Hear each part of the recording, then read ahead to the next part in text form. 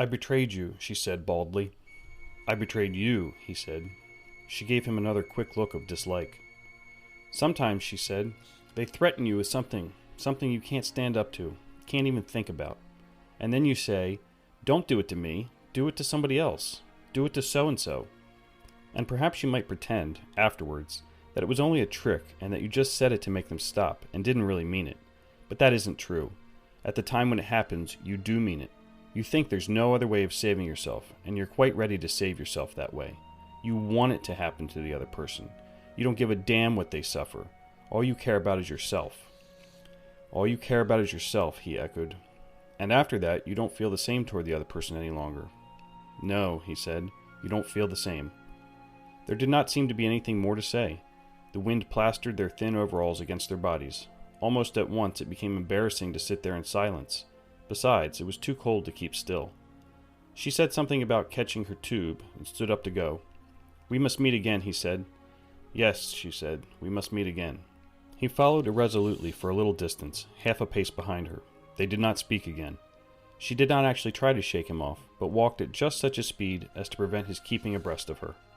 He had made up his mind that he would accompany her as far as the tube station, but suddenly this process of trailing along in the cold seemed pointless and unbearable.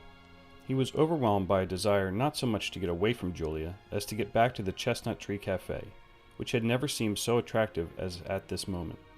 He had a nostalgic vision of his corner table, with the newspaper and the chessboard and the ever-flowing gin. Above all, it would be warm in there. The next moment, not altogether by accident, he allowed himself to become separated from her by a small knot of people. He made a half-hearted attempt to catch up, then slowed down, turned, and made off in the opposite direction. When he had gone 50 meters, he looked back. The street was not crowded, but already he could not distinguish her. Any one of the dozen hurrying figures might have been hers. Perhaps her thickened, stiffened body was no longer recognizable from behind. "At the time when it happens," she had said, "you do mean it." He had meant it. He had not merely said it. He had wished it. He had wished that she, and not he, should be delivered over to the...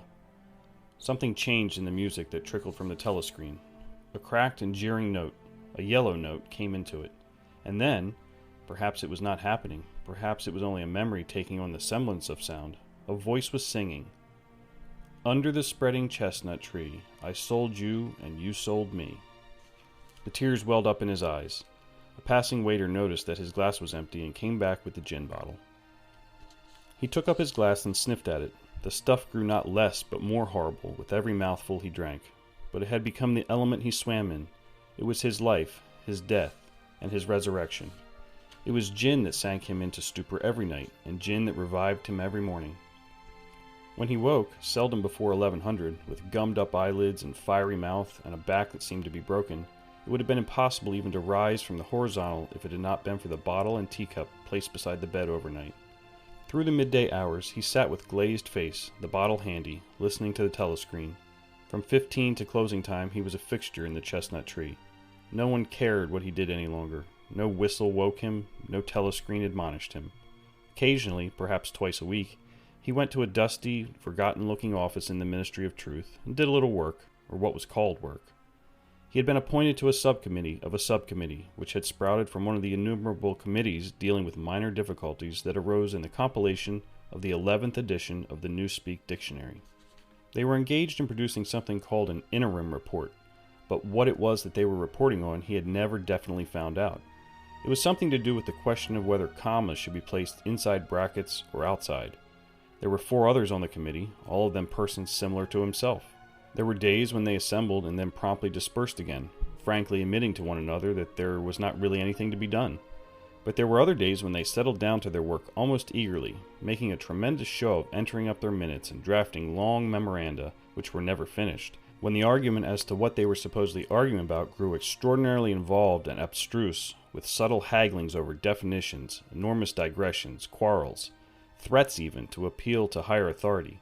And then suddenly the life would go out of them, and they would sit round the table looking at one another with extinct eyes, like ghosts fading at cockcrow. The telescreen was silent for a moment. Winston raised his head again. "The bulletin!" But no, they were merely changing the music. He had the map of Africa behind his eyelids. The movement of the armies was a diagram, a black arrow tearing vertically southward. and a white arrow tearing horizontally eastward across the tail of the first. As though for reassurance, he looked up at the imperturbable face in the portrait.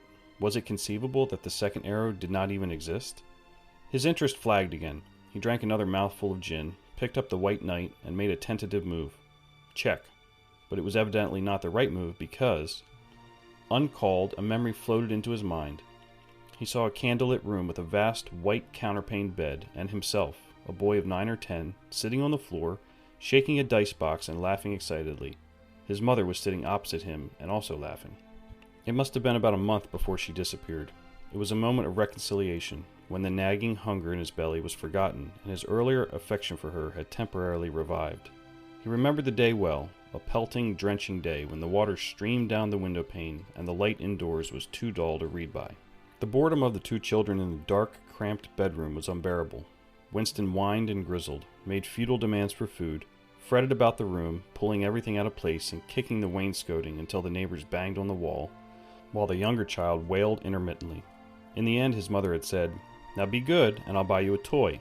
A lovely toy. You'll love it." And then she had gone out in the rain to a little general shop which was still sporadically open nearby, and come back with the cardboard box containing an outfit of snakes and ladders. He could still remember the smell of the damp cardboard. It was a miserable outfit. The board was cracked, and the tiny wooden dice were so ill-cut that they would hardly lie on their sides. Winston looked at the thing sulkily and without interest. But then his mother lit a piece of candle, and they sat down on the floor to play. Soon he was wildly excited and shouting with laughter as the tiddlywinks climbed hopefully up the ladders and then came slithering down the snakes again, almost back to the starting point. They played 8 games, winning 4 each. His tiny sister, too young to understand what the game was about, had sat propped up against a bolster, laughing because the others were laughing. For a whole afternoon they had all been happy together, as in his earlier childhood. He pushed the picture out of his mind. It was a false memory. He was troubled by false memories occasionally. They did not matter so long as one knew them for what they were. Some things had happened, others had not happened. He turned back to the chessboard and picked up the white knight again. Almost in the same instant it dropped onto the board with a clatter. He had started as though a pin had run into him.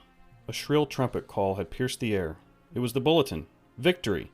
It always meant victory when a trumpet call preceded the news.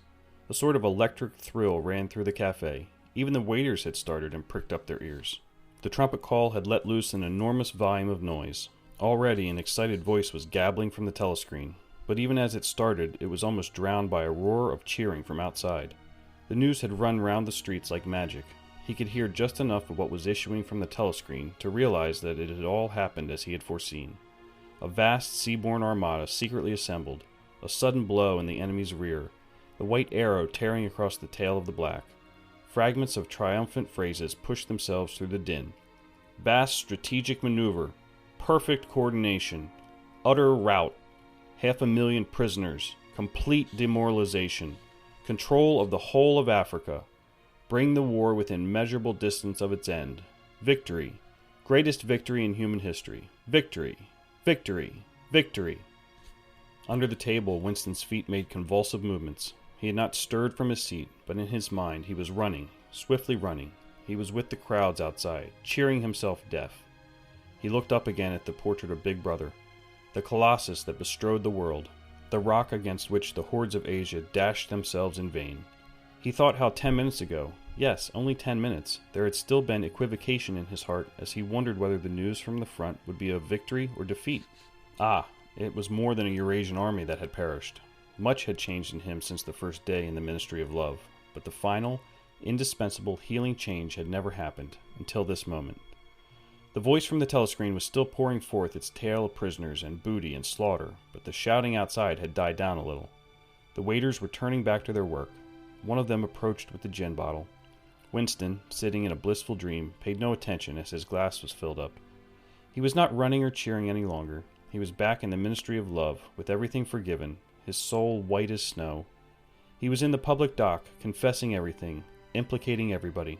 He was walking down the white-tiled corridor with the feeling of walking in sunlight and an armed guard at his back. The long-hoped-for bullet was entering his brain. He gazed up at the enormous face. 40 years it had taken him to learn what kind of smile was hidden beneath the dark mustache. Oh, cruel, needless misunderstanding.